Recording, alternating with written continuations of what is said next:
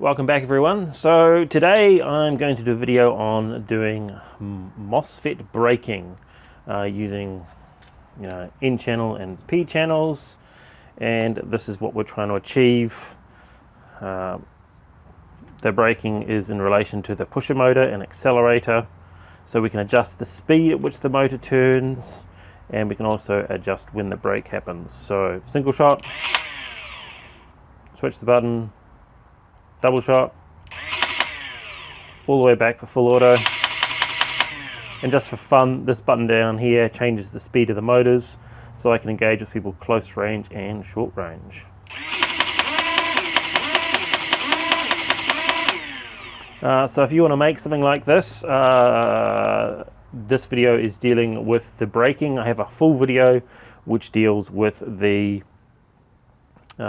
complete construction of this, but basically the majority of that is doing the braking for the motor.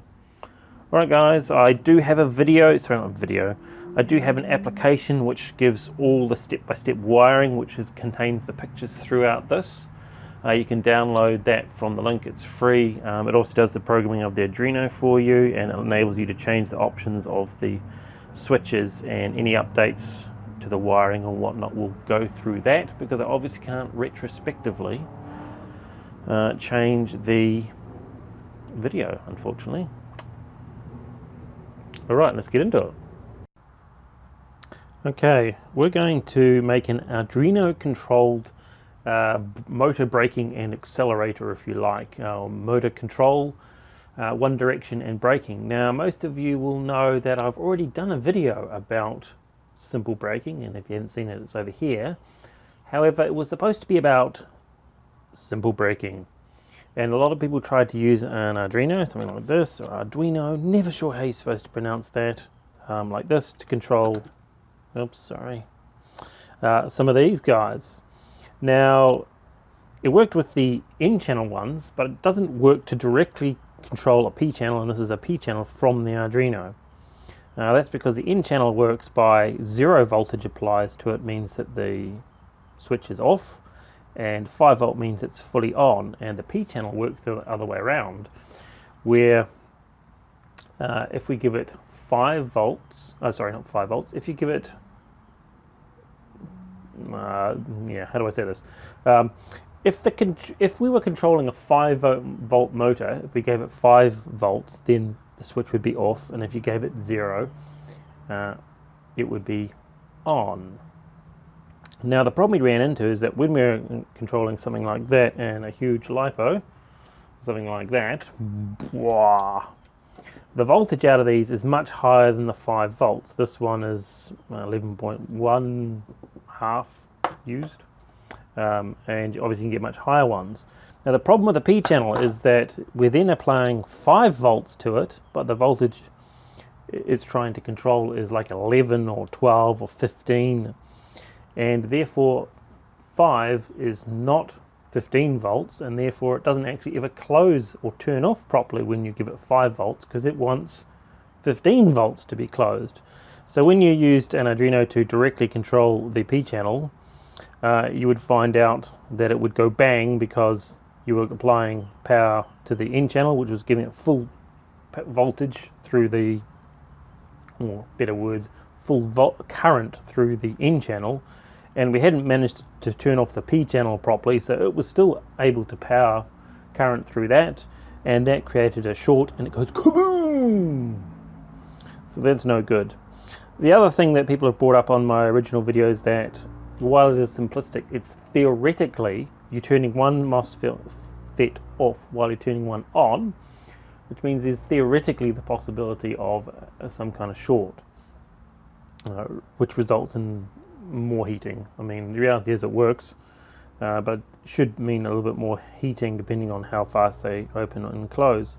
So with code, we can avoid that destruction by turning off one MOSFET, then the other one. So there's like with a 1 millisecond time delay, which is actually way too much, 1 millisecond.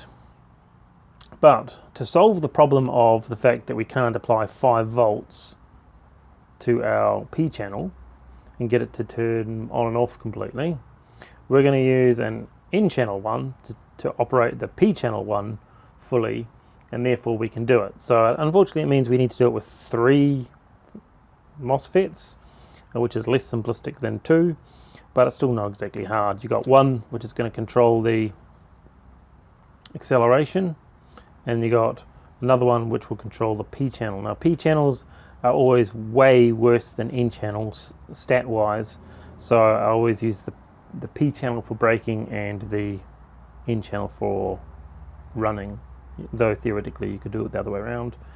Size wise, just like the original video, this is what I have. So that is this one's a 220, which is huge, and these are 252s, I believe. And I'd probably recommend, I mean, big is normally slower to turn on and off, but handles more current. But you do have physical problems of actually trying to fit 3 of these in. So I'm going to try it with the small ones and potentially a small brake. I mean, you don't need a massive brake, but it might get too hot, might not. That's why we're going to test them. I will give recommended FETs that you can use in this size and potentially that size if this works, but this is what we do, is we test things. Right, too much talking. So we can split our accelerator brake, like I said, into 2 parts, and we will start with the easy part, which is the accelerator. And all you need is one N-channel MOSFET and a diode. Where am I going? You need a N-channel MOSFET and you need a resistor, which of course I don't happen to have at hand. Is my P-channel one from before. All you need to do is solder a resistor about 10k from the G and the S, so that goes GDS. So G is the gate, so that's what controls it, so that's what we'll be applying the Arduino to, and it will control what comes out on the other 2 sides. So it's pretty straightforward. Resistor across it, Arduino goes into the G, then the negative power comes in the middle, which is the D, and your motor should be on the S, and that should give us the ability to control the speed of the motor without braking. But we're going to do that with this one of these, and we'll wire that in. Okay, I've soldered that up like this, but kind of temporarily because I don't know, I kind of feel like those cables are too long. But we have the Arduino being powered by here. We've got the D going to the negative of the motor. S is the negative coming from the battery, and the positive to the motor is going straight to the battery. Now as you can see, well, no you can't. Let me plug it in. Nothing happens. That's good. The resistor is ensuring that the gate is closed, so nothing is happening. So to test it, we need to apply 5 volts to the gate, and then the motor should turn.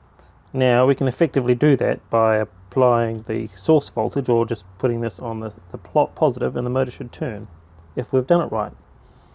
If you've done it wrong, probably best not to be holding on to it because it might get really, really hot. And I've plugged into a 2S little gutless battery for that reason. And of course I've already tested it, so I know it's not going to blow up in my face. Get a better angle.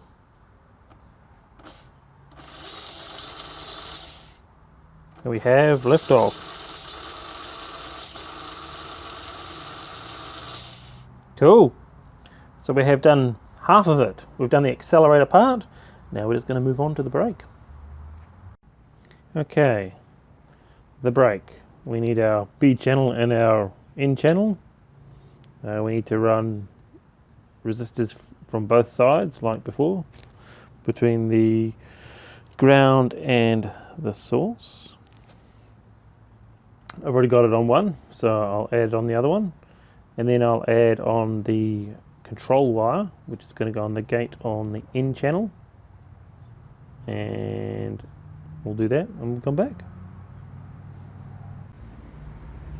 Okay, we've done that. I already did that one. Okay, we now need to take the middle pin from the N channel one, and that needs to go to the gate of this one, so middle of that one to the outside of that one, and this far outside one, which is the S, needs to be sent to ground. This one's not actually carrying any current, so it doesn't really matter what size the wires are. Okay, there we go. So that is the yellow wire going to the Arduino, black wire going to ground, and that leaves us with just 2 wires. Awesomeness. And that's GDS. So D goes to the negative on the pusher, which is this side here, and the S therefore must go on the positive side of the pusher. And that, if you think about it, is like that is creating a short across there, and yes, that is the entire point of that, and that's why it's important we turn that one off before we turn this one off, and vice versa, because this is letting power through here. So this one needs to be turned off, and then there's only a short going across here. If we leave that one on and short across here, so we can only have one of these Mosfets running at one time. Well, I mean, these two are combined. And then we should be able to do a break, which is, I think, a little bit harder for me to show you without actually plugging it all up to the Arduino and testing to see if it works, which will be scary. Okay, soldered everything up. This is not finalized, obviously, because it's crazy long wires for no reason. But I wanted to test it because this is the first time I've ever tried to get this to work. So, you know, and my bad luck. So we have the brake, which is the P and the N, and that is plugged into the P7, sorry, D7, and the N channel 1 is plugged into D6 in my example, and in theory we have sort of a single shot mode going on, so let's find out if it works. It goes. Now it's firing, but of course it's waiting until it gets to the brake location, which is this pusher going backwards and forwards, which should happen when I push this in. Oh, and it does, and it brakes. Do it again. And we've shot our fire. Yes, you can tell it's braking because it's jerking back. The only obvious thing is it's going the wrong direction. Man, you guys are awesome worker.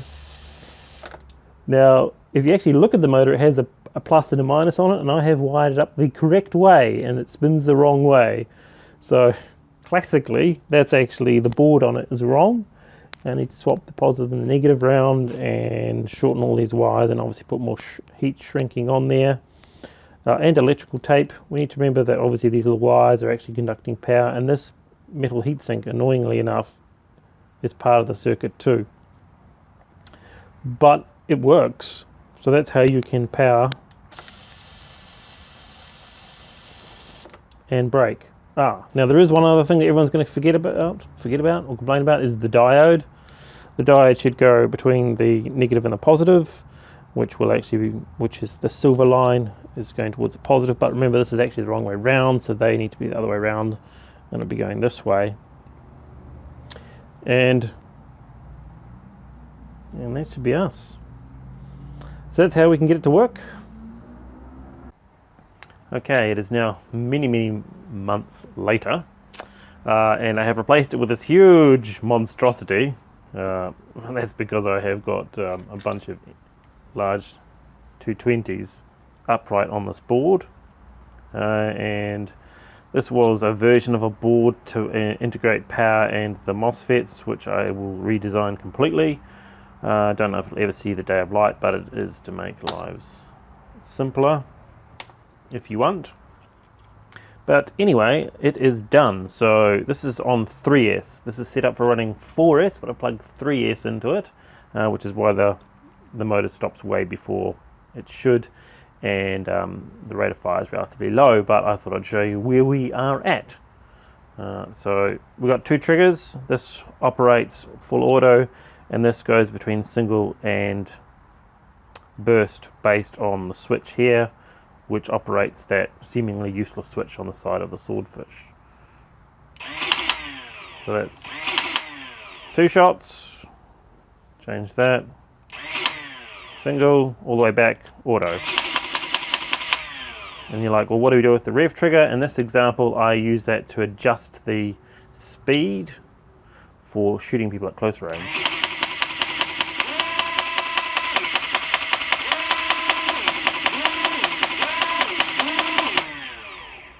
Which I really like, so I can engage with people at close range and long range by pulling that trigger, and that has stopped all complaints about hitting kids in the face at full power. That goes so badly. Anyway, so the brake system works. I have tested it. When you watch this video, I will have said a number of mistakes, or there have been some changes since I started it. So one of them was the fact that we actually need 1K resistors across all of the N-channel Mosfets and the 10K across the P-channel Mosfet. So throughout this video, just make sure you look at the actual wiring diagrams, and on that any changes will be pushed out through my new app. I have a new app for programming the Arduino, and you can see it on that. Hopefully you've enjoyed that. Hope you've managed to make it through it. Subscribe if you want. Give us a like. That would be great. I'll see you on the next one, guys. Bye bye.